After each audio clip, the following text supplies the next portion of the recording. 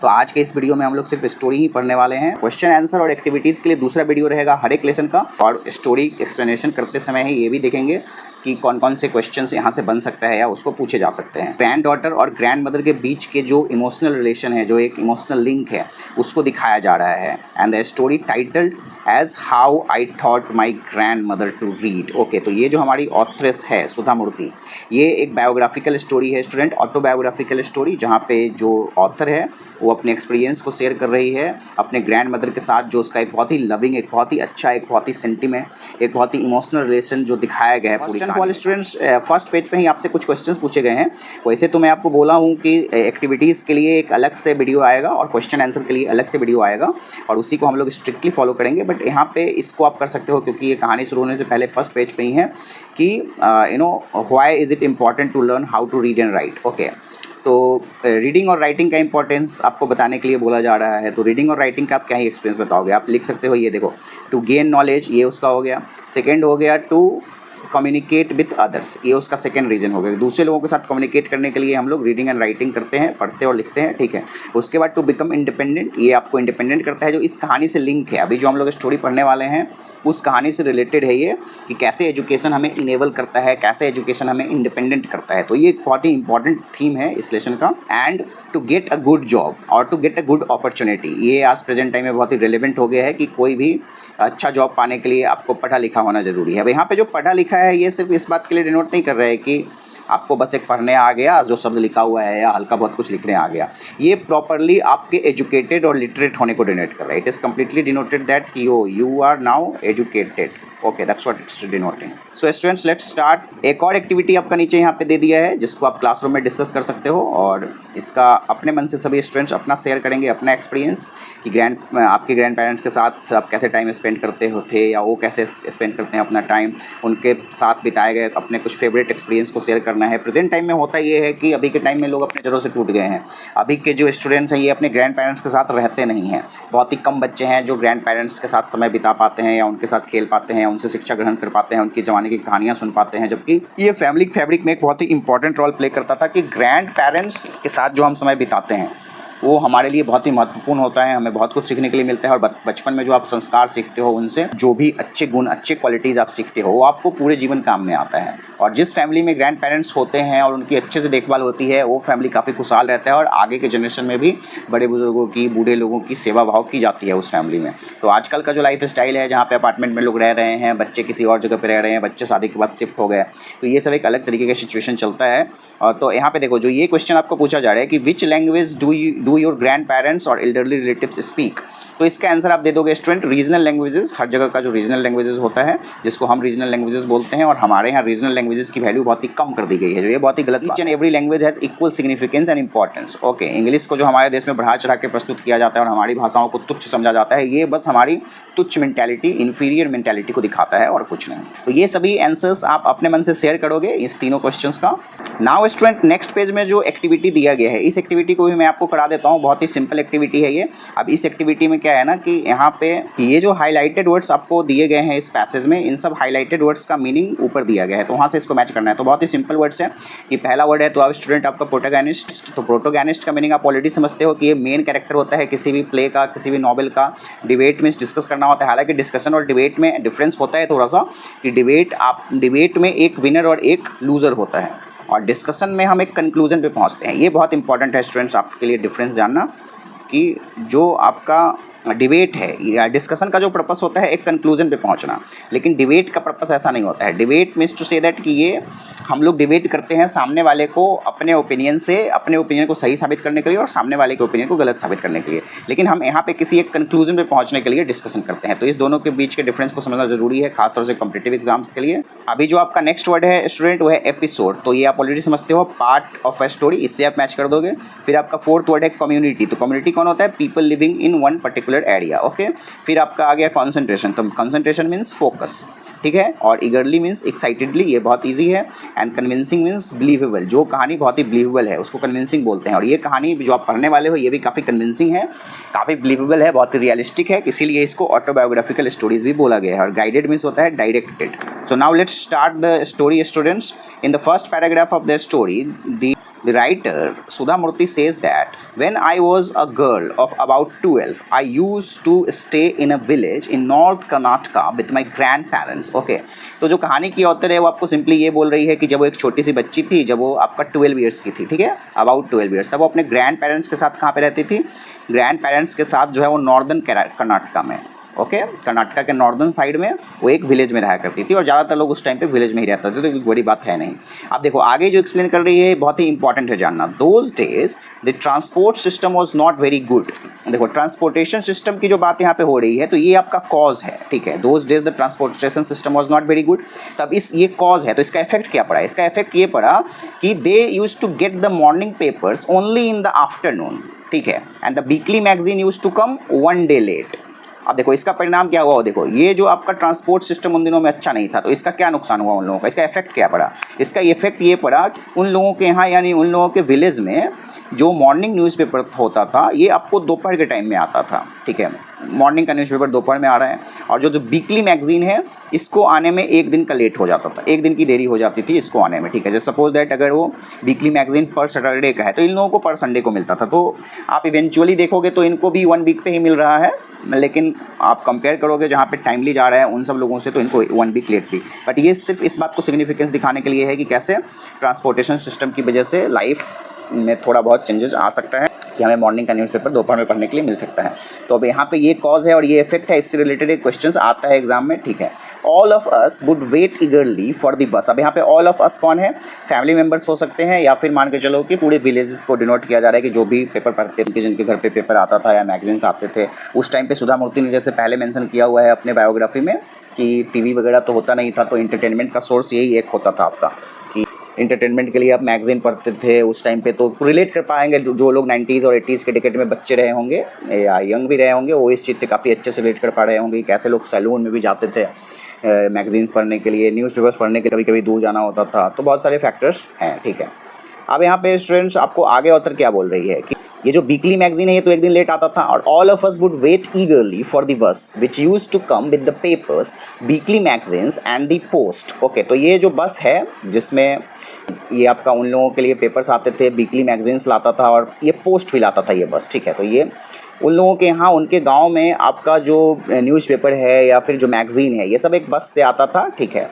तो ये जो बस है ये इसका वेट करते थे वहाँ पे लोग बहुत ही डेस्परेटली, बहुत ही ईगरली, और इस बस के साथ पोस्ट भी आता था, ठीक है। तो पोस्ट ऑफिस के लेटर्स हो सकते हैं या फिर कोई दूसरा पोस्ट, कोई पार्सल वगैरह, ये सब भी आता था। Now next paragraph students, next paragraph में क्या? Eight that time Triveni was a very popular writer in the Kannada language. She was a wonderful writer. Her style was easy to read and very convincing. Her stories usually dealt with complex psychological problems in the lives of ordinary people and were always very interesting. Okay. तो अब ये आपको narrate कर रही है narrator कि उन दिनों में जब ये लोग न्यूज़पेपर और मैगजीन्स पढ़ा करते थे उस टाइम पे त्रिवेणी नाम की एक राइटर बहुत ही पॉपुलर थी कन्नड़ा लैंग्वेज की राइटर्स में, ठीक है। ये आपका कन्नड़ा लैंग्वेज की राइटर थी त्रिवेणी, और उस लैंग्वेज की ये बहुत ही पॉपुलर राइटर थी, ओके। आप सभी लोग जानते हो कि ये कर्नाटका से बिलोंग करती है सुधा मूर्ति, तो वहाँ का जो लैंग्वेज है ये कन्नड़ लैंग्वेज है। कन्नड़, इसको कन्नड़ भी बोला जाता है और कन्नड़ा भी बोला जाता है, ठीक है, कन्नड़ और कन्नड़। उसके बाद आगे आपको ये बोल रही है कि सी वॉज अ वंडरफुल राइटर। तो ये जो त्रिवेणी नाम की राइटर थी ये बहुत ही पॉपुलर राइटर थी कन्नड़ लैंग्वेज की, और ये एक वंडरफुल राइटर थी। क्यों? क्योंकि उसका स्टाइल जो था ना वो बहुत ही ईजी था, easy to read and very convincing था, ठीक है। कन्विंसिंग मीन्स स्टूडेंट्स बिलीवेबल, और इसी से इंस्पायर लगता है सुधा मूर्ति का भी राइटिंग स्टाइल, क्योंकि सुधा मूर्ति भी आपका काफ़ी कन्विंसिंग, बिलीवेबल स्टोरी और बहुत ही simple, realistic, real life, ordinary चीज़ों के बारे में बात करती है। Her stories usually dealt with complex psychological problems. Okay, तो ये जो त्रिवेणी है इसकी कहानियाँ कैसी होती थी? इसकी कहानियों में मोस्टली कॉम्प्लेक्स साइकोलॉजिकल प्रॉब्लम्स के साथ वो डील करती थी। Complex psychological problems means to say that कि जटिल मनोवैज्ञानिक प्रॉब्लम्स, जटिल साइकोलॉजिकल प्रॉब्लम, यानी कि मनुष्यों के मन के भीतर जो तरह तरह के साइकोलॉजिकल चीज़ें होती हैं। हमारा माइंड संपूर्ण यूनिवर्स है, सब कुछ उसके अंदर चल रहा होता है। हमारे अंदर जो कुछ कॉम्प्लेक्स प्रॉब्लम्स है, complex psychological problem, complex means होता है स्टूडेंट काफ़ी कॉम्प्लिकेटेड, जटिल, एंड साइकोलॉजिकल तो आप ऑलरेडी समझते हो साइकोलॉजिकल प्रॉब्लम है। इन सब से जुड़ी हुई कहानियाँ लिखती थी Triveni in the lifes of ordinary people. और ऐसा नहीं है कि ये कोई हाई क्लास वर्नाकुलर लोगों के लिए लिख रही है, या फिर ये लिखती थी बहुत ही कॉमन पीपल के लिए, बहुत ही ऑर्डिनरी पीपल के लिए।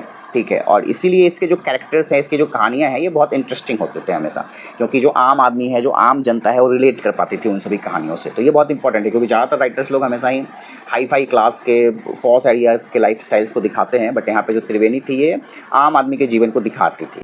यही चीज़ बॉलीवुड मिस करता है, जिसकी वजह से लोग उसके साथ रिलेट नहीं कर पाते हैं। अब सुधा मूर्ति आपका ये बोल रही है कि देखो ये जो त्रिवेणी थी, इसके स्टोरीज बहुत इंटरेस्टिंग होते थे, but unfortunately for Kannada literature she died very young. Okay, तो त्रिवेणी बहुत ही कम एज में ही निकल ली, आपका बहुत ही कम एज में गुजर गई unfortunately. And even now after 40 years people continue to appreciate her novels. Okay, तो भले ही आज उसको गुजरे हुए 40 वर्ष हो गए और उसके नॉवेल्स रिलीज हुए बहुत वर्ष हो गए, मतलब जिस समय ये लिख रही थी कहानी उस समय तक 40 वर्ष हुए थे। प्रेजेंट टाइम का आप नहीं देखोगे कि प्रेजेंट टाइम से 40 वर्ष हुए हैं, ठीक है। तो उसको गुजरे हुए उस समय तक 40 वर्ष हो चुके थे, फिर भी उसके जो लिटरेरी वर्क्स थे वो काफ़ी पॉपुलर थे और लोग उसके काम को, लोग उसकी कहानियों को, लोग उसके नॉवेल्स को काफ़ी अप्रिसिएट करते थे, ठीक है। अप्रिसिएट करना मीन्स होता है स्टूडेंट्स प्रशंसा करना, सराहना करना, ये आप ऑलरेडी जानते हो। Further she says that one of her novels called Kashi Yatre, okay, was appearing as a serial in the Kannada weekly Karmaveer. Okay, तो करमबीर क्या है स्टूडेंट्स? करमबीर आपका मैगजीन का नाम है, ठीक है। Karambir is the name of the magazine. It is the story of an old lady and her ardent desire to go to Kashi और वाराणसी। ओके, ardent मीन्स होता है स्टूडेंट्स बहुत ही स्ट्रॉन्ग डिज़ायर, ओके, बहुत ही keen, she was very keen to go to Kashi. देखो, तो अभी ये आप रेफर कर रही है त्रिवेणी के एक नॉवेल के बारे में, ठीक है, जिसका नाम था काशी यात्रा, ठीक है। काशी यात्रे इस पर लिखा हुआ, हो सकता है वही नाम होगा कहीं, क्योंकि कन्नड़ा में था ये। तो त्रिवेणी जिसके बारे में ये बात कर रही थी स्टार्टिंग से, जो बहुत ही पॉपुलर कन्नड़ लैंग्वेज की राइटर थी, उसका एक बहुत ही पॉपुलर नॉवेल था जिसका नाम था काशी यात्रा, ठीक है। और ये जो काशी यात्रा है, ये कन्नड़ा वीकली मैगजीन जो एक था जिसका नाम था करमबीरा, इस वीकली मैगजीन में ये सीरियल की तरह आता था। ये जो काशी यात्रा नॉवेल है, यानी एक एक एपिसोड करके आता था, ठीक है, कि उस पूरे नॉवेल का कुछ पार्ट आज दे दिया, फिर नेक्स्ट वीक में जब मैगजीन आएगा तो उसमें आगे की कहानी रहेगी, फिर उसके अगले वीक में आगे की कहानी रहेगी। ऐसी सीरियल की तरह वो आपको उसमें आता था। ये वीकली मैगजीन जो कन्नड़ लैंग्वेज का वीकली मैगजीन था जिसका नाम था करमबीरा, इसमें ये काशी यात्रा जो त्रिवेणी का लिखा हुआ एक नॉवेल है, इसको सीरियलाइज किया जा रहा था इस कन्नड़ वीकली मैगजीन में। और आप पहले ही देखे हुए स्टार्टिंग में कि कैसे जो हमारी ऑथर है और इसके बाकी सब घर वाले या बाकी लोग जो गांव के थे, ये लोग वेट करते थे मैगजीन्स के आने का, न्यूज़पेपर्स के आने का। यहाँ से ये बात क्लियर है कि ये लोग मैगजीन्स पढ़ते थे, तो ये एक मैगजीन था जिसको ये लोग शायद पढ़ते रहे होंगे, और इस मैगजीन में त्रिवेणी की लिखी हुई एक नॉवेल काशी यात्रा को सीरियलाइज किया जा रहा था, ठीक है। इट इज़ द, और ये जो आपका काशी यात्रा पूरा नॉवेल था, इसका मेन प्लॉट क्या था, इसका मेन कहानी क्या था? इसका मेन प्लॉट था कि it is the story of an old lady. ये एक ओल्ड लेडी की कहानी थी जिसका बहुत ही स्ट्रॉन्ग डिज़ायर था काशी या वाराणसी जाने का। वो चाहती थी कि काशी या वाराणसी जाए। कर्नाटका के लोगों के लिए काशी और वाराणसी आना थोड़ा दूरी है, तो पहले के लोग ज़्यादा ट्रैवल नहीं कर पाते थे, तो इसीलिए उसके अंदर एक बहुत ही अर्जेंट डिज़ायर था कि वो काशी या वाराणसी जाए, ठीक है। अब इस इंसिडेंट से आपको ये अर्जेंट वर्ड याद रहेगा। अर्जेंट मीन्स होता है बहुत ही कीन, बहुत ही स्ट्रॉन्ग डिज़ायर था उसके अंदर। Most Hindus believe that going to Kashi and worshipping lord Vishweshwar is the ultimate punya, ठीक है। ये लाइन इसने ऐड कर दिया है, शायद अपने मन से ऐड किया है, कि ज़्यादातर हिंदुओं को ऐसा लगता है कि काशी जाना और लॉर्ड विश्वेश्वर की पूजा करना अल्टीमेट पुण्य है, ठीक है। काशी आपका ज्योतिर्लिंग है भगवान शिव का वहाँ पे, तो बहुत ही महत्वपूर्ण मंदिर है हिंदुओं के लिए, और देश भर के हिंदू सभी ज्योतिर्लिंगों पे जाते हैं, और ख़ासतौर से काशी काफ़ी प्रसिद्ध है। तो काशी में जो भगवान शिव का मंदिर है उसी को यहाँ पे विश्वेश्वर बोला गया है। हम लोग काशी विश्वनाथ के नाम से जानते हैं, अलग अलग स्टेट में थोड़ा अलग अलग वर्जन हो जाता है। This old lady also believed in this and her struggle to go there was described in that novel. Okay, देखो, तो इस कहानी की जो प्रोटैगनिस्ट थी, कौन सी कहानी की? काशी यात्रा की जो प्रोटैगनिस्ट थी, जो कि एक ओल्ड लेडी थी, उसका भी स्ट्रॉन्ग डिज़ायर है कि वो काशी जाना चाहती है, ठीक है। और हिंदूज लोगों के लिए बहुत ही इंपॉर्टेंट प्लेस है, तो ये ओल्ड लेडी भी ऐसा मानती थी, ठीक है। And her struggle to go there was described in that novel. और पूरे नॉवेल में बस वो काशी जाने के लिए कैसे स्ट्रगल कर रही है, नहीं जा पा रही, कुछ कुछ बीच में रुकावट आ जा रहा है, यही सब उसमें उस पूरे नॉवेल में दिया हुआ है। In the story, there was also a young orphan girl who falls in love, but there was no money for the wedding. But अब इसी कहानी में काशी यात्रा में, जिसमें एक ओल्ड वुमेन है, ओल्ड लेडी है, जो काशी जाना चाहती है, बट बहुत सारे स्ट्रगल्स हो रहे हैं उसके लाइफ में, वो काशी नहीं जा पा रही है किसी कारण से। इसी कहानी में एक ऑर्फन गर्ल भी है, ठीक है। एक यंग ऑर्फन गर्ल है, ऑर्फन उसको बोलते हैं जिसके पेरेंट्स नहीं है, जिसका कोई नहीं है पृथ्वी पे, जो काफ़ी अनाथ लवारिस है। एक यंग ऑर्फन गर्ल थी जो लव में पड़ जाती है, she falls in love, but there was no money for the wedding. लेकिन शादी करने का उसके पास पैसे नहीं थे, ठीक है। अगर लव मैरिज में भी पैसे लगे शादी करने का तो फिर क्या फ़ायदा है, ठीक है। बट इंपॉर्टेंट ये है कि दोनों लड़का लड़की दोनों राज़ी हैं, फिर भी पैसे खर्च होते हैं शादी में। आप अगर लड़के वाले तैयार नहीं हैं तो लड़की वाले को करना पड़ेगा, या दोनों मिल के करेंगे, तो किसी न किसी को तो खर्चा करना पड़ेगा, ठीक है। ऐसा ज़रूरी नहीं है, आप शॉर्टकट में भी कर सकते हो शादी, लेकिन अगर आपको अच्छे से करना है, धूमधाम से करना है, डीजे बजाना है, तो फिर क्या ही कहना। देखो आगे आपको लिखा हुआ है, in the end the old lady gives away all her savings without going to Kashi. देखो यहाँ पे एक बहुत ही ट्विस्ट है, ये जो काशी यात्रा नॉवेल है, ये जो ओल्ड लेडी थी जिसको काशी जाना, वो नहीं जा पा रही थी किसी वजह से, लेकिन ये जो लड़की थी जिसकी शादी नहीं हो रही थी पैसा नहीं होने की वजह से, तो ये जो बेचारी ओल्ड लेडी थी जिसने अपना सारा पैसा जमा करके रखा हुआ था काशी जाने के लिए, ये अपना सभी पैसा उस यंग लेडी को, उस यंग लड़की को दे देती है शादी कराने के लिए, मतलब उसका शादी करवा देती होगी शायद वो अपने पैसे देके। ये कहानी में पूरा पढ़ा नहीं हूँ काशी यात्रा, ठीक है। तो काशी जाने के लिए उसने जो भी सेव करके रखा हुआ था ना, ये पैसा उसने दे दिया किसको, उस ऑर्फन गर्ल को जो लव में पड़ गई थी। अब चूंकि इसके पेरेंट्स तो थे नहीं, तो इसीलिए इस लड़की की शादी हो नहीं पा रही थी लैक ऑफ मनी की वजह से। तो अब इस बूढ़ी औरत ने उसको अपना सेविंग किया हुआ पैसा दे दिया, और उसके अंदर बहुत स्ट्रॉन्ग डिजायर था कि वो काशी जाएगी, और काशी जाने के लिए वो पैसा जमा करके रखी थी, बट वो पैसा वो अल्टीमेटली दे देती है उस ऑर्फन गर्ल को उसका शादी कराने के लिए, ठीक है। और वो कारण क्या बताती है, सी यहाँ पे ओल्ड लेडी के लिए वो जो है, ठीक है, जिसने अपना पैसा दिया है, वो कारण क्या बताती है, the happiness of this orphan girl is more important than worshipping lord Vishweshwar at Kashi, ठीक है। तो ऑब्वियसली कर्मा का कॉन्सेप्ट यहाँ पे आपको समझाने की कोशिश किया जा रहा है कि हम मंदिर में जाके भगवान की पूजा करें, उससे अच्छा है किसी गरीब की मदद कर दें। तो ये जो एक सिंपल सा सेकुलर आइडिया हमेशा से भारत में फैलाया जाता है फिल्मों के द्वारा और कहानियों के द्वारा, तो वही इसमें भी दिखाया जा रहा है कि तुमको क्या भगवान की पूजा करना है, क्या मंदिर में जाना है, गरीबों की मदद करो, बेचारा तुम शिवलिंग पे दूध चढ़ाते हो और गरीबों को पीने के लिए दूध नहीं है। तो वही घिसी पिटी आइडिया जो हर जगह आपको देखने के लिए मिलता है, वही आइडिया यहाँ पे भी दिया जा रहा है। ये गरीब लड़की की मदद कर दी, और इसने बोला कि काशी में जाके विश्वेश्वर भगवान की पूजा करने से ज़्यादा इंपॉर्टेंट है इस लड़की की खुशी, इस ऑर्फन गर्ल की खुशी, ठीक है। तो मुझे नहीं लगता कि काशी जाने में बहुत ज़्यादा खर्चा होना चाहिए था, जिसको एक शादी से कंपेयर कर दिया गया है। अगर आप लॉजिकली देखोगे कि एक शादी में काफ़ी ज़्यादा खर्चा होता है, और उसको अगर वो मदद की भी, अगर वो इतने दिनों से पैसा जमा करके रखी हुई थी कि उसको काशी जाना है, तो उसमें तो कितना लगेगा काशी जाने में। शादी करने में ज़्यादा पैसा लगता है, काशी जाने में तो बहुत ही कम पैसा लगता है। तो मतलब ठीक है, कर्नाटका से आने में भी ट्रेन तो इंडिया ऑलमोस्ट फ्री था। उस ज़माने का क्या सिचुएशन है वो मुझे नहीं पता, लेकिन ट्रेन में ज़्यादा पैसा तो लगता नहीं है। तो कर्नाटका से वाराणसी तक का ट्रेन से वो आ सकती थी। वहाँ पे धर्मशाला है, खाने के भंडारे चलते हैं। मुझे नहीं लगता, वो लॉजिकली देखोगे तो आप आ सकते हो वाराणसी इसको मदद करने के बावजूद। लेकिन यहाँ पे राइटर को ये मैसेज देना ज़रूरी था ना कि भगवान विश्वेश्वर की पूजा करना, काशी में जाना ज़्यादा ज़रूरी नहीं है, तुम ऑर्फन गर्ल की मदद करो, ये मैसेज देना था। इसके लिए जाने के लिए तो काशी जा ही सकते हैं, कितना पैसा लगेगा भाई तुमको, उसको मदद करने के बाद भी तो तुम काशी जा सकते हो, ऐसा थोड़ी है। सिम्बॉलिकली ये लोग अलग चीज़ दिखाने की कोशिश कर रहे हैं।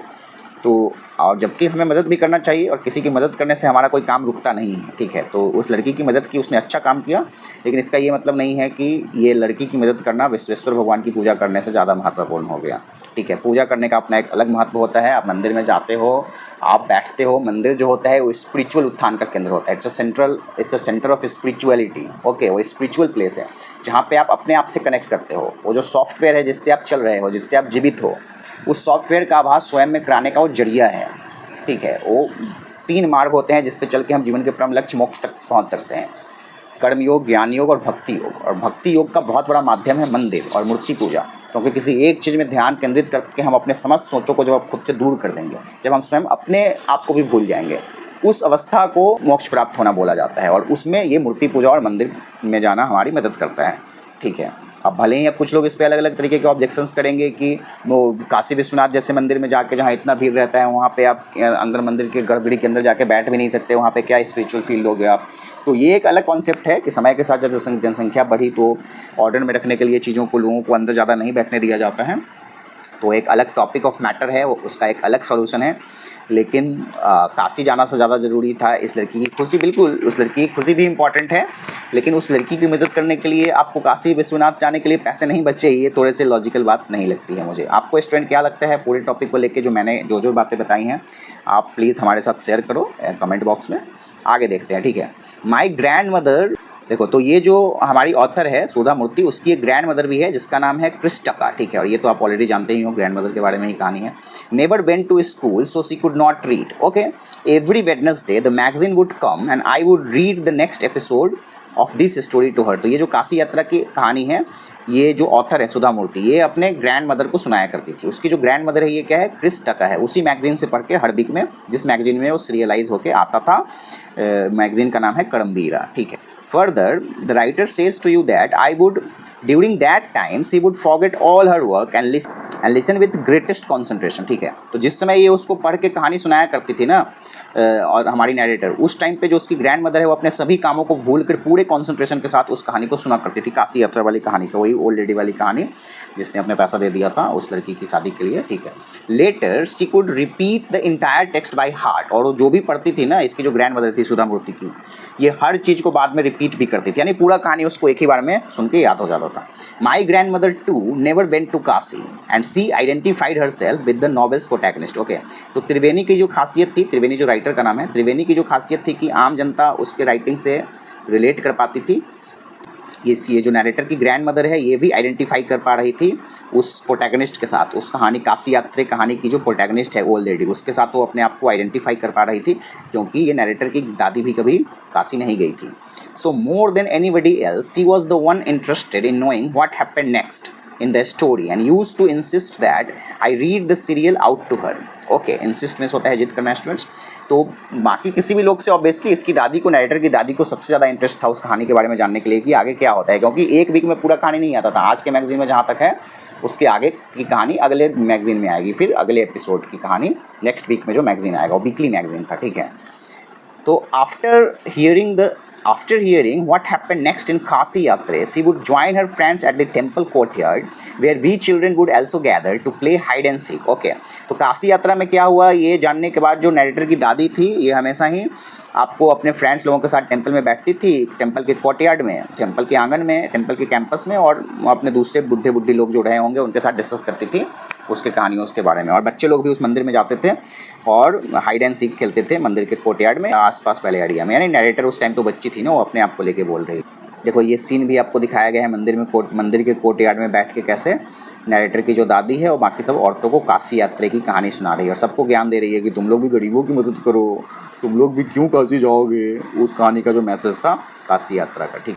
तो क्या होता था आगे, she would discuss the latest episode with her friends. At that time I never understood why there was so much of debate about the story, ठीक है। तो नैरेटर को उस समय उतना समझ में नहीं आता था कि ये जो कहानी है इसको लेके इतना डिबेट क्यों होता है। तो इससे रिलेटेड एक क्वेश्चन आ सकता है एग्जाम में कि नैरेटर ने ऐसा क्यों बोला, okay.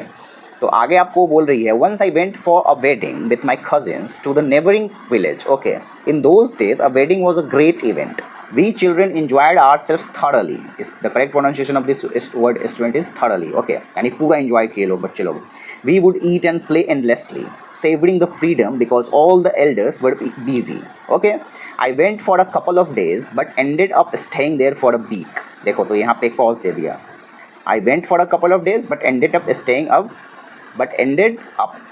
there for a week. ये कुछ ही दिनों के लिए वहाँ पे गई थी शादी में, नेबरिंग विलेज में जो शादी में गई थी ना हमारी नैरेटर, लेकिन वहाँ पे ये रह गई पूरे एक वीक। तो ये कारण हुआ। अब इसका इफेक्ट क्या पड़ेगा, इसका इफेक्ट आप सोचो अपने माइंड में, ठीक है। यहाँ पे दो क्वेश्चंस आएंगे स्टूडेंट्स, एक जो ऊपर आपको इफेक्ट और कॉज दिखाया गया था, कॉज एंड इफेक्ट, यहाँ पे एक कॉज एंड इफेक्ट, दोनों को लिंक करना होगा किसी क्वेश्चन में, ठीक है। तो यहाँ पे ऑब्वियसली अब एक सप्ताह तक जो ये रुक गई तो उसकी दादी तो नहीं पढ़ पाई होगी वो कहानी काशी यात्रा वाली जो नॉवेल में सीरियलाइज होकर आता था, क्योंकि यही उसको कहानी सुनाती थी हमारी जो नैरेटर है। लेकिन अभी ये चली गई नेबरिंग विलेज में जहाँ पे ये बाकी सब बच्चे लोगों के साथ खूब एंजॉय की। अब वहाँ पे इसको पूरा फ्रीडम मिला, सी सेवर्ड द फ्रीडम, क्योंकि वहाँ पे बड़े लोग व्यस्त थे और ऐसे ही सिचुएशंस में आपका बच्चे लोगों का फ़ायदा उठा लिया जाता है, बच्चे लोगों का सेक्सुअल एक्सप्लॉयटेशन हो जाता है। तो ये सब चीज़ें होती हैं ऐसे मैरिज फंक्शंस में, बहुत सारी जगहों पे देखने के लिए मिला है ऐसा भी। और जो बड़ी लड़कियां होती हैं उन लोगों को भी अपने प्रेम प्रसंग को बढ़ाने का मौका मिलता है ऐसे ही शादियों में। हालांकि ये जो लड़की है नैरेटर है ये उस समय कम एज की ही थी, 12-13-14 साल की थी, हालांकि ये भी टीनेज में थी ऑब्वियसली। तो टीनेज ही राइट एज होता है जहाँ पे ये सब तरह की चीज़ों में हमें बहुत ज़्यादा इंटरेस्ट होता है। When I came back to my village, I saw my grandmother in tears. ठीक है, देखो तो आप यहाँ पे एक चीज़ माइंड में रखोगे स्टूडेंट्स कि यहाँ पे मैंने आपको बताया कि कॉज लिखा हुआ है, I went for a couple of days but ended up staying there for a week, ये कॉज है। अब कॉज का इफेक्ट दिखाने के लिए ये सब बिल्डअप हो रहा है कि जब ये वापस आई तो इसने पाया कि इसकी ग्रैंडमदर क्या कर रही है, रो रही है, उसकी आंखों में बहुत सारे आंसू हैं, ठीक है। और ये देख के जो हमारी नरेटर थी ये ऑब्वियसली सरप्राइज हो गई, कोई भी सरप्राइज हो जाएगी, बिकॉज इसने अपनी पूरी लाइफ में उसको रोते हुए नहीं देखा था। For I had never seen her cry even in the most difficult situations. Okay, जो इसकी ग्रैंड मदर थी वो बहुत ही डिफिकल्ट सिचुएशंस में भी नहीं रोती है। व्हाट हैड हैपेंड, वो सोच में पड़ गई। आई वॉज वरीड, नरेटर को काफ़ी चिंता हुई ऑब्वियसली, तो उसने अपने दादी से पूछा भी कि अब्बा आर यू ओके, ठीक है। तो वो अपने दादी को अब्बा बोलती थी। अब क्यों बोलती थी ये कन्नड़ा लोग समझ पाएंगे, आवा आवा है ये शायद, ठीक है। दादी को लोग आवा बोलते होंगे अपने कन्नड़ा लैंग्वेज में। कन्नड़ा का भी आपको संस्कृत से जुड़ा हुआ है, भारत के सभी भाषा एक दूसरे से जुड़े हुए थे प्राचीन काल में। जब फॉरेन इन्वेडर्स आए तब हम जब अपने कल्चरल लैंग्वेज को भूल गए तभी जाके हमारा लिंक ब्रेक हुआ भारत के सभी लैंग्वेज से, ठीक है। आई यूज टू कॉल हर अबा which means mother in Kannada spoken in Karnataka. North Karnataka में जो कन्नड़ा बोला जाता था ना, उसमें अबा का मतलब था माँ, ठीक है, मदर। और दादी को ही बहुत सारे लोग माँ बोलते हैं। She nodded but did not reply. इसने जब पूछा ना कि why are you worried, what's the problem, okay, जिसने पूछा ना कि इज़ देयर एवरीथिंग ओके, तो इसकी ग्रैंड मदर ने कुछ रिप्लाई नहीं किया। वो नोडिंग तो की, मतलब हूँ बोली मुंह से, बट उसने कुछ रिप्लाई नहीं दिया। आई did not understand and forget about it. Okay, उस टाइम पे वो समझी नहीं कि क्यों रो रही है, क्योंकि एक्सप्लेनेशन दादी ने दिया नहीं और समय के साथ उसको भूल गई। बट उसी रात आपका क्या हुआ कि after dinner we were sleeping in the open terrace of our house. Okay, it was a summer night and there was a full moon. Full moon मतलब फुल मून नाइट था उस दिन, ठीक है। Avva came and sat next to me. Avva किसको बोल रही है? अबा दादी को। Her affectionate hands touched my forehead. I realise she wanted to speak. I asked her what's the matter. तो ये कन्वर्सेशन तो आप समझ ही रहे हो इतना स्टूडेंट्स, तो इसका एक्सप्लेनेशन मैं कुछ करूँगा नहीं। ये सीन है, देखो ब्यूटीफुल सीन है, जहाँ पे इससे आप लोग रिलेट कर पाओगे कि ऐसे खुले छत में पहले गाँव में लोग ऐसे ही सोते थे गर्मी के महीनों में, और कर्नाटका में तो हमेशा गर्मी रहता है। तो और यहाँ पे उसकी दादी आई, उससे रात में कुछ वो अपने दिल की बात शेयर करना चाहती थी, उसके साथ कुछ एक्सपीरियंस शेयर करना चाहती थी, जीवन की कुछ इंपॉर्टेंट बातें बता रही है, अपने लाइफ की कुछ कहानी सिखा रही है। और यहीं से एक इमोशनल बॉन्ड जो है दादी और पोती के बीच, ग्रैंड डॉटर और ग्रैंड मदर के बीच काफ़ी स्ट्रॉन्ग हुआ। ये काफ़ी एक इमोशनल सीन है जहाँ पे आपको दिखाया जा रहा है when I was a young girl, ये दादी बोल रही है, ठीक है, उसको, नरेटर को। I lost my mother, there was nobody to look after and guide me. My father was a busy man and got married again. इसकी दादी के जो फादर थे उसने फिर से शादी कर ली थी। इन those days people never considered education essential for girls. Okay, अब इसके दादी के बचपन के टाइम में गर्ल्स लोगों के लिए एजुकेशन को एसेंशियल नहीं माना जाता था गाँव के कल्चर में, ऐसा ये बोलना चाह रही है इसकी दादी। अब ये फैक्चुअल आप लोग नहीं समझोगे स्टूडेंट्स, इसके ऊपर मैं एक्सप्लेनेशन दे सकता हूँ बट वीडियो लंबा होता चला जाएगा, तो आगे देखेंगे। So I never went to school, I got married very young and had children. Okay, तो ये सब दादी के लाइन्स है। दादी बोल रही है कि अब इसके बचपन के टाइम में एजुकेशन गर्ल्स लोगों के लिए एसेंशियल नहीं माना जाता था और इसीलिए ये कभी भी स्कूल नहीं जा पाई। So I never went to school, और इसका शादी हो गया, और मतलब कम एज में ही शादी हो गया। आई गॉट मैरिड वेरी यंग, और इसके बच्चे भी हो गए, ठीक है। अब यहाँ पे इंपॉर्टेंट ये है कि इसके फादर ने दूसरी शादी कर ली थी, तो इसके फादर ने इसकी जल्दी शादी भी करा दी, ऐसा सिचुएशन है। I became very busy later, I had grandchildren. और फिर शादी होने के बाद ये अपने जीवन में व्यस्त हो गई, और ऑब्वियसली बाद में चल के जब इसको ग्रैंड चिल्ड्रन हुआ तब जाके इसको थोड़ा सा टाइम मिला होगा। And always felt so much happiness in cooking and feeding all of you. ऐसा वो नरेटर को बोल रहे हैं, नरेटर भी इसकी ग्रैंड डॉटर है। At times I use to regret not going to school, so I made sure that my children and grandchildren study well. Okay, अभी जो ग्रैंड मदर है ना, ये इस बात को रिग्रेट करती थी कि वो अपने जीवन में नहीं पढ़ पाई, तो इसका इफेक्ट क्या हुआ कि वो अपने ग्रैंड चिल्ड्रन और चिल्ड्रन लोगों को अच्छे से पढ़ाई लिखाई, क्योंकि वो पढ़ाई की इंपॉर्टेंस को समझ गई। जब लोगों को जो चीज़ नहीं मिलता है तब जाके हम उस चीज़ की इंपॉर्टेंस को समझते हैं, तो हम उस चीज़ को बेटर करते हैं। जैसे जिसके पेरेंट्स नहीं होते हैं वो फिर पेरेंट्स की इंपॉर्टेंस को समझते हैं, और जिसके होते हैं वो दिन भर पेरेंट्स से नाराज़ रहते हैं, झगड़ा करते रहते हैं, या फिर बड़े होने के बाद सम्मान नहीं देते। अब उस पॉइंट पे student part 2 of the story and हो गया, और यहाँ से हमारा नेक्स्ट पार्ट शुरू हो रहा है, ठीक है। तो इसी वीडियो में दोनों पार्ट को कवर कर लेते हैं, फिर नेक्स्ट वीडियो में आपका एक्टिविटी और क्वेश्चन आंसर देखेंगे। आई could not understand why my 62-year-old grand mother was telling me a 12-year-old the story of her life in the middle of the night. अब ये बात किसी को भी कंफ्यूज करेगा। उस टाइम पे जो हमारी नैरेटर थी वो 12 ईयर्स की थी, तो ये सोच रही है कि क्यों उसकी दादी आधी रात में उसको अपने जीवन की कहानी सुना रही है। दादी जो 62 ईयर्स की है, इतना बड़ा एज गैप है दोनों के मैच्योरिटी में, दोनों के सब कुछ में, बट फिर वो एक छोटी बच्ची से अपने फीलिंग्स कैसे शेयर कर रही है। तो यहाँ से एक इमोशनल बॉन्डेज जो है वो बनता है।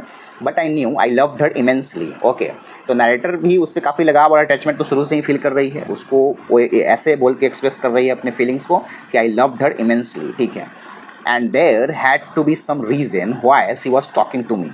I looked at her face. It was unhappy and her eyes were filled with tears. She was a good-looking lady who was usually always smiling. Okay, even today I cannot forget the world expression on her face. आज जब इस कहानी को लिखते समय भी वो याद कर रही है अपने ग्रैंड मदर को, तो उस रात में जो उसके फेस पे एक्सप्रेशन था उसको अभी भी नहीं भूली है। I lean forward and held her hand. Okay, ये आगे झुकी और उसके हाथ के पकड़ी और क्या बोली? She says to her grandmother that Avva don't cry, what is the matter, can I help you in any way. तो उसकी ग्रैंड मदर ने क्या रिप्लाई किया, ये जानना इंटरेस्टिंग है स्टूडेंट्स। उसकी ग्रैंड मदर ने रिप्लाई किया, yes I need your help, you know when you were away. जब ये 1 सप्ताह के लिए बाहर चली गई थी, ठीक है, अभी आपको इफेक्ट पता चलेगा। जो कॉज मैं बताया हूँ ना आपको कि वो 2 दिन के लिए ही गई थी शादी में, पड़ोस के शादी में, जहाँ कजिन्स के साथ वो गई थी और वहाँ पे 1 वीक के लिए स्टे कर गई। तो उसका इफेक्ट क्या हुआ? उसका इफेक्ट ये पड़ा कि करमवीरा तो अपने रेगुलर टाइम पे आया और दादी ने, आई कौन है यहाँ पे? ग्रैंड, कि दादी ने उसको खोला भी मैगज़ीन को, मैगज़ीन में जो पिक्चर्स थे उन सबको भी देखा, जो काशी यात्रा के साथ जो फोटोज़ वगैरह आते थे उन सबको भी देखा। And I could not understand anything that was written, many times I rubbed my hands over the pages wishing they could understand what was written. और ये बार बार अपने हाथों को रब भी कर रही थी वर्ड्स के ऊपर, ये उम्मीद कर रही थी, ये विश कर रही थी कि काश इसको समझ में आ जाए जो भी लिखा हुआ है, बट ये जानती थी कि ये पॉसिबल नहीं है। But I knew it was not possible. Okay, but यहाँ पे आपको एजुकेशन का इंपॉर्टेंस दिखाया जा रहा है स्टूडेंट, कि हम अगर एजुकेटेड नहीं हैं प्रेजेंट टाइम में, पढ़ने लिखने हमें नहीं आता है, तो हम डिपेंडेंट रहते हैं। जैसे यहाँ पे जो आपकी ग्रैंड मदर है, ये डिपेंडेंट थी अपनी ग्रैंड चिल्ड्रन के ऊपर, अपने ग्रैंड डॉटर के ऊपर डिपेंडेंट थी। अभी के टाइम में तो आप मोबाइल के ऊपर डिपेंडेंट हो सकते हो, आपको अपना भाषा, मतलब जहाँ पे आप गए हो भाषा नहीं आ रहा तो उसको आप स्कैन करके ट्रांसलेट कर सकते हो। कोई एक ही भाषा में आप सीखोगे ना। पढ़ना लिखना भी हमें कम्प्लीटली इनेबल नहीं करता है, क्योंकि दुनिया में इतने सारे लैंग्वेजेस हैं, इतने सारे कोडेज हैं, वो एक पर्टिकुलर फील्ड में ही हम स्पेशलाइज हो पाते हैं। तो एजुकेशन भी ओवररेटेड है मेरे according. If only I was educated enough, I waited eagerly for you to return, I felt you would come early and read for me. I even thought of going to the village and asking you to read for me. Okay, तो grand mother ये सब बातें सोच रही है कि उसको जब पढ़ने के लिए नहीं मिला, वो उसको कहानी जानने की इतनी तत्परता थी भीतर से, और उसको लगा कि उसकी ग्रैंड डॉटर भी उसकी इतनी फिक्र करती होगी, उसको भी शायद चिंता होगा कि दादी को तो आज कहानी पढ़ने के लिए नहीं मिला होगा, तो मैं जल्दी चली जाती हूँ। बट ग्रैंड डॉटर तो वहाँ खेलने में बिजी थी, उसको फ्रीडम मिला हुआ था, तो बाकी सब बच्चे लोगों के साथ मज़े कर रही थी, वो अपने दादी के बारे में नहीं सोची। और ये इतना तत्पर थी यहाँ पे, इतना डेस्परेट थी कि ये सोच रही थी कि जिस गाँव में अभी वो गई हुई थी नरेटर, उसी गाँव में जाके और सिर्फ मैगज़ीन पढ़ने के लिए जाए वहाँ पे इसको बोले, लेकिन वो ऐसा नहीं कर सकी। ओके, आई कुड नॉट, और वो गांव में किसी दूसरे को भी नहीं बोल सकती थी उसको पढ़ने के लिए, क्योंकि ऑब्वियसली वो एम्बैरेस फील करती कि अच्छे घर की है, ये लोग इनको पढ़ने लिखने नहीं आता है, ऐसे इंसल्टिंग हो जाता उसका। तो खैर पुराने ज़माने की ज़्यादातर औरतें नहीं पढ़ पाती थी, वो अपना शेयर भी कर सकती थी, बट वो नहीं कर पाई। I felt very dependent and helpless, we are well off but what use is money when I cannot be independent. ये उसके ग्रैंड मदर का ही लाइन है कि हम लोग बहुत ही अच्छे फैमिली से बिलोंग करते हैं, हम लोग वेल ऑफ हैं, यानी वेल टू डू हैं और फ्लुएंट हैं, बट मनी का क्या फ़ायदा जब मैं इंडिपेंडेंट नहीं हो सकती, ऐसा ग्रैंड मदर बोल रहे हैं। ठीक है, तो ग्रैंड मदर के अकॉर्डिंग मनी हमें इंडिपेंडेंट बना सकता है। ठीक है, I did not know what to answer. ठीक है, नरेटर को समझ में नहीं आया, क्योंकि नरेटर उस समय बच्ची ही थी कि क्या बोले। Avva continued, I have decided I want to learn the Kannada alphabet from tomorrow onwards, I will work very hard. I will keep Saraswati puja day during Dussehra as the deadline. ठीक है, तो नरेटर को दादी ने बोला कि मैं कन्नड़ा अल्फ़ाबेट सीखना चाहती हूँ, मतलब उसको भी पढ़ना और लिखना सीखना है। ठीक है, और वो डेडलाइन रखेगी दशहरा के समय सरस्वती पूजा का। अब दशहरा के समय वहाँ पे जो 10 दिन का पूजा होता है ना, उसमें से एक सरस्वती का भी पूजा होता होगा, सरस्वती जी का, तो उस डे को वो डेडलाइन रखेंगे कि उतने दिन में उसको सीख जाना है अल्फ़ाबेट्स, कन्नड़ा लैंग्वेज के अल्फ़ाबेट। ठीक है, that day I should be able to read a novel on my own, और उस दिन तक मुझे पढ़ने आ जाना चाहिए, ऐसा वो दादी बोल रही है। I want to be independent, और इसीलिए मैं किसी भी कीमत पे इंडिपेंडेंट होना चाहती हूँ, मैं ट्राई करूँगी। नरेटर को क्या लगा? नरेटर ने देखा अपने दादी के फेस पे डिटर्मिनेशन। नरेटर को फील हुआ कि दादी is very determined. Okay, but फिर भी ये नरेटर जो है वो अपने दादी का थोड़ा सा इसको हंसी आता है और ये बोलती है, laughed at her and what did she से? She said that, Ava, at this age of 62, you want to learn the alphabet? All your hair is grey, your hands are wrinkled, you wear spectacles and you work so much in the kitchen। सब बातें बोल के जो हमारी narrator है ये अपने दादी का मजाक उड़ाने की कोशिश करती है कि तुम अब इतनी बूढ़ी हो चुकी हो, 62 साल की हो चुकी हो, तुम्हारे हेयर ग्रे हो चुके हैं, तुम्हारे हाथ रिंकल हो चुके हैं और तुम स्पेक्टिकल्स पहनती हो, तुम दिन भर किचन में काम करती हो और तब तुमको अल्फ़ाबेट सीखना है। और इस childishly I made fun of the old lady, तो ऑब्वियसली वो अपने बचपने में आके अपने दादी का मजाक उड़ाती है, बट दादी ने कोई रिस्पॉन्स नहीं किया, वो बस स्माइल की। For a good cause if you are determined you can overcome any obstacle. Okay, but दादी ने रिप्लाई ये सब लाइन बुक किया, ठीक है, कि अगर तुम अच्छे कर्म के लिए डिटरमाइंड हो, अगर कुछ अच्छा करने के लिए अगर तुम अंदर से डिटर्मिनेशन दिखाते हो, ठीक है, तो तुम सभी ऑब्स्टेकल्स को ओवरकम कर सकते हो। ऑब्स्टेकल्स में से होता है स्टूडेंट्स बाधाएं, जो भी बाधाएं आएंगी आपके जीवन में उन सबको आप ओवरकम कर सकते हो, पार पा सकते हो, अगर आप strong determination, strong will power दिखाते हो किसी अच्छे कॉज के लिए, किसी गुड कॉज के लिए। Okay, I will work harder than anybody but I will do it. तो दादी अपने बातों से बहुत ही डिटरमाइंड लग रही थी, बहुत ही रिसोल्यूट लग रही थी कि no matter what she has to learn Kannada alphabets and Kannada literature, मतलब रीडिंग एंड राइटिंग। तो अगले ही दिन से नरेटर उसको सिखाना शुरू कर देती है, और नरेटर क्या बोलती है, The next day onwards, I started my tuition. Ava was a wonderful student. The amount of homework she did was amazing. She would read, repeat, write and recite. वो सब चीज़ करती थी, ठीक है। वो देखो क्या क्या करती थी वो, उसको जो भी अल्फ़ाबेट सिखाई सबसे पहले स्टार्टिंग में, जैसे इंग्लिश अल्फ़ाबेट्स का अगर देखें ABCD, तो पढ़ती भी थी ABCD, रिपीट भी करती थी, राइट भी करती थी और रिसाइट भी करती थी, यानी इसको सुनाती भी थी, ठीक है। अभी यहाँ पे इंपॉर्टेंट ये है स्टूडेंट्स कि मैंने एग्जाम्पल दिया है इंग्लिश अल्फ़ाबेट का, ठीक है, कन्नड़ा में वो सब की होगी। I was her only teacher and she was my first student. Little did I know then that one day I would become a teacher in computer science and teach hundreds of students. तो ऐसा ही होता है कि present में जो काम हम कर रहे होते हैं वो सिचुएशन हमें फ्यूचर के लिए तैयार कर रहा होता है, ठीक है। तो उस समय नरेटर को इस बात का थोड़ा सा भी आवाज़ नहीं था कि फ्यूचर में वो साइंस, कंप्यूटर साइंस की टीचर बनेगी और हंड्रेड्स ऑफ स्टूडेंट्स को पढ़ाएगी, और उसकी ग्रैंड मदर जो थी वो उसकी पहली स्टूडेंट थी, isn't it? The Dasahara festival came as usual. Secretly, I bought Kasi Yatra, which had been published as a novel by that time. अब ये दशहरा के समय जो सरस्वती पूजा का समय था ये आ चुका था, उसका डेडलाइन दादी का आ चुका था। दादी एक बहुत ही हार्ड वर्किंग इंडस्ट्रियस स्टूडेंट थी, वो बहुत कुछ करके जल्दी समय के साथ सब कुछ सीखी। एंड जब तक दशहरा का समय आया, दशहरा फेस्टिवल का, तब तक आपका जो ये काशी यात्रा है ना, ये नॉवेल के रूप में पब्लिश हो चुका था। अभी तक काशी यात्रा का जो पूरा कहानी है, पूरा नॉवेल है, ये करमबीरा नाम के मैगजीन में वीकली सीरियलाइज्ड होता था, इस बात को आप समझो, ठीक है। और नरेटर ने क्या किया, ये जो लड़की है हमारी नरेटर 12 ईयर्स की, इसने सीक्रेटली इस बुक को बाई कर लिया था गिफ्ट देने के लिए अपनी दादी को, क्योंकि उसकी दादी को इतना पसंद था ये बुक, और उसी बुक के लिए, काशी यात्रा के लिए ही वो पूरा पढ़ना लिखना सीखी। Which had been published as a novel by that time. My grandmother called me to the puja place and made me sit down on a stool. She gave me a gift of frock material. Then she did something unusual. देखो, उसकी दादी ने उस दिन उसको पूजा स्थल पे बुलाया, स्टूल पे बैठाया और उसको फ्रॉक मटेरियल भी दिया, मतलब फ्रॉक सिलने वाला कपड़ा, ठीक है, ये रेडीमेड फ्रॉक नहीं है। देन और उसके बाद उसने कुछ अनयूजुअल किया। उसने क्या किया, she went down and touched my feet. Okay, तो जो लोग गांव में रहते हैं वो जानते हैं कि दशहरा के समय हम लोग कन्या पूजन के समय में बड़े लोग भी, जो बच्चे हैं जिनको कन्या पूजन कराया जा रहा है, कन्या भोजन कराया जा रहा है, उनको प्रणाम करते हैं। तो यहाँ पे तो जो दादी उसको अपना गुरु मान के प्रणाम की है, ठीक है। तो ये उसके फीट को टच की है दादी, नरेटर के फीट को, और इस बात से जो हमारी नरेटर है ये ऑब्वियसली काफ़ी सरप्राइज्ड हुई। I was surprised and taken aback. Elders never touch the feet of youngsters. We have always touched the feet of God, elders and teachers. Okay, we consider that as a mark of respect. तो ये तो सब जानता ही हैं, तो इसमें कुछ नई बात नहीं है। It is a great tradition but today the reverse had happened. Generally ऐसा ही होता है कि छोटे लोग बड़े लोगों को प्रणाम करते हैं, पैर छूते हैं, बट आज इसका बिल्कुल उल्टा हुआ। आज दादी ने इसको प्रणाम किया, इसके पैर, और ये उसको सही नहीं लग रहा था। It was not correct. But दादी ने क्या बोला, I am touching the feet of a teacher. दादी ने इसको गुरु का दर्जा दिया, ठीक है, not my grand daughter, a teacher who taught me so well with so much of affection that I can read any novel confidently in such a short period. Okay, तो उसने, जो नरेटर है, इसने इतने अच्छे से, इतने अफेक्शन के साथ दादी को सिखाया कि अभी वो कोई भी नॉवेल पढ़ सकती है। इतने कम दिनों में वो पढ़ना सीख गई कि अभी वो नॉवेल के लेवल का उसको पढ़ने आ गया। सोचो, बड़ी बात है ये, तो सम्मान देना तो बनता है ऑब्वियसली। 12 ईयर्स के एज में ही इतनी अच्छी टीचर बन गई थी हमारी नरेटर, बड़ी बात। जो 12 ईयर्स टीचिंग एक्सपीरियंस रखने वाले भी उतने अच्छे से नहीं पढ़ाएंगे जितना ये 12 ईयर्स के एज में पढ़ाती।